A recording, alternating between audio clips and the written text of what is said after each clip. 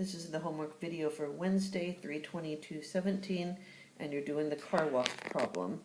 There are three things that I really want you to focus on. How to number your X and Y axis, and how to interpret the numbers and the variables in your equation, and last, how to use the equation. So pay special attention to those parts because those are the parts you should be getting pretty good at now. The word interpret, I-N-T, interpret. There should be a P and there should be an E in there. Interpret, sorry. Okay, so here we go. First, let's focus on how to know what to number by. So this goes from 0 to 20. So here you could count by either ones or twos. It's not a very large range. You don't probably want to go over twos. Anything above that is probably too much. And here you're going all the way from 20 to 100, but you're going to need 0 on there too. So really you've got a range of 100. You could count by 5s, 10s, or you could even count by 20s. Remember that the smaller numbers you count by, the more precise your graph will be, and the easier it will be to plot your points precisely. So I decided to count by ones but number by twos on my x-axis, and on the y-axis I'm counting by 10s but I'm numbering by 20s. The first point was 0, 20, that is my y-intercept, and then the points are decreasing because this is a situation where they're trying to figure out what price to charge, and so they take some data and they find that when they charge $20 per wash, they get 20 customers. When they drop that to $15, they get 45 customers, and of course more customers is good. When they drop it to $10 per wash, they get 65 customers. So of course the lower the price, the more customers you're going to get. So that's what's going on there. Now I had to put in the line of best fit, and of course you have to start at the y-intercept, which is 100.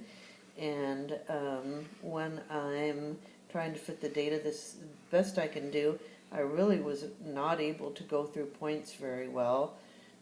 But I picked this point 580 because the line is on the grid intersection there.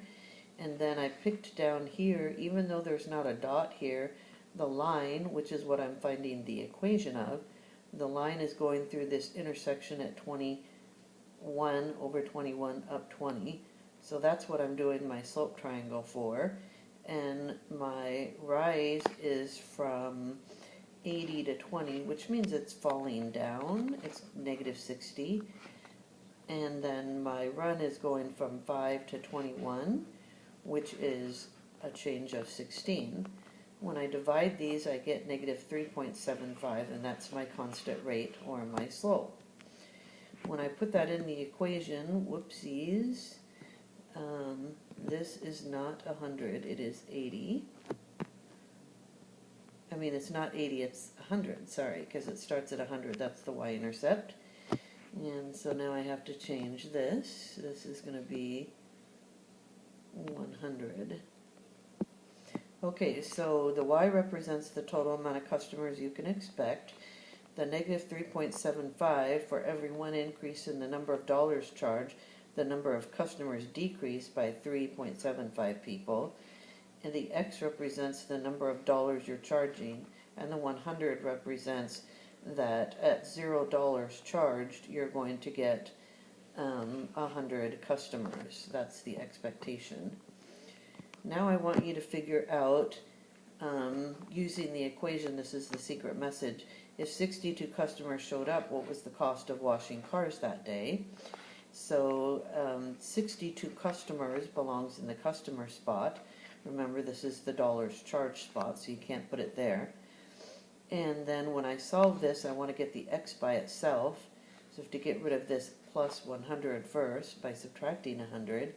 That gives me over here negative 38, and over here negative 3.75x.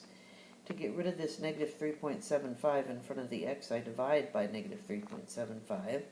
on both sides, and that gives me x equals 10.13, and it actually was 10.13333 infinite, but I round to the nearest hundredths because we're talking about money here.